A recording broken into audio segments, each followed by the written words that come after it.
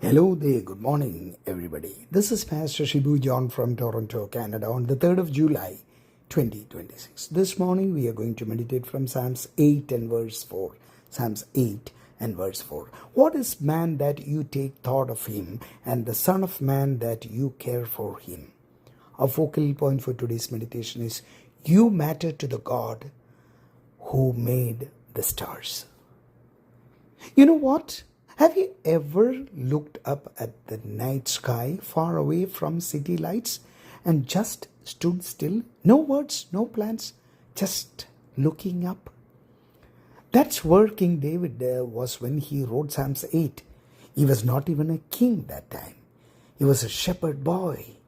He was probably a shepherd boy once watching sheep at night under the open sky. He knew what it felt like to look up at a sky full of stars and feel very, very small.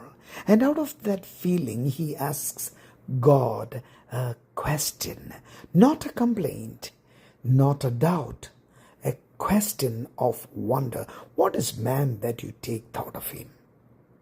In plain words, God, who am I that you would even think about me?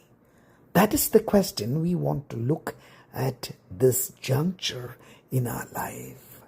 We are small. King David starts by looking up. He says, when I consider your heavens, the works of your fingers, the moon and the stars, which you have ordained. Think about the size of the universe. Scientists tell us there are more stars than grains of the sand on every beach on earth. And God did not just make them, He named each one. We read that in Psalms 147 and verse 4. He holds them in place. That's what it says. Next to all that, a human being is very small.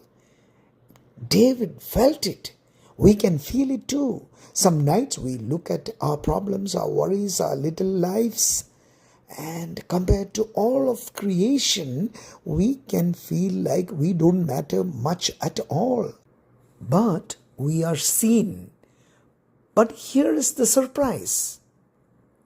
The God who made billions of stars, He takes thought of us. He cares for us. The word for take thought means to remember, to keep in mind, the way a person remembers someone they love. It's not a passing glance. It's close personal attention. Think of it this way. A scientist can study a whole galaxy and never know your name. But the God who made that galaxy knows your name. Wow, that is something which is extraordinary, mind-blowing. He knows how many hairs are on your head. We read that in Matthew chapter 10 and verse 30. He is not too big to notice you. That is not because we are impressive. It is because He is loving. Our Lord is a loving Lord. At the same time, we are valued. King David goes further. He says, God made a man a little lower than the angels and crowned him with glory and honor. God gave people a job to care for creation, to rule over it with responsibility, not with pride.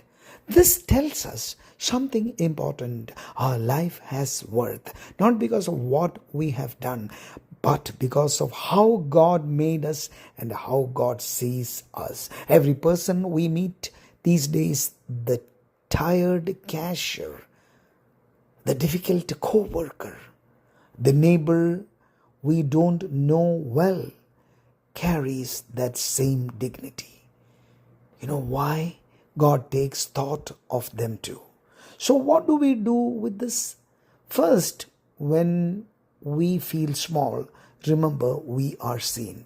Our prayers are not lost in space.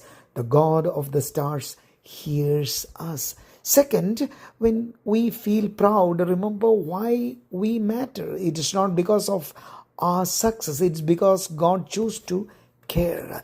And thirdly, treat others the way God treats you. If God takes thought of every person, we should not look down on anyone. King David could have ended the psalm with fear. Small man, big universe. Instead, he ends with worship.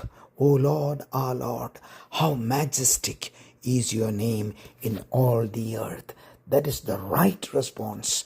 Not fear, but gratitude. Not I am nothing, but I am known, and that is enough. So these days, when you look up at the sky, or even just when you feel forgotten in a busy world, remember David's question and its quiet, sure answer. God takes thought of you. Have a very blessed day, and God be with you.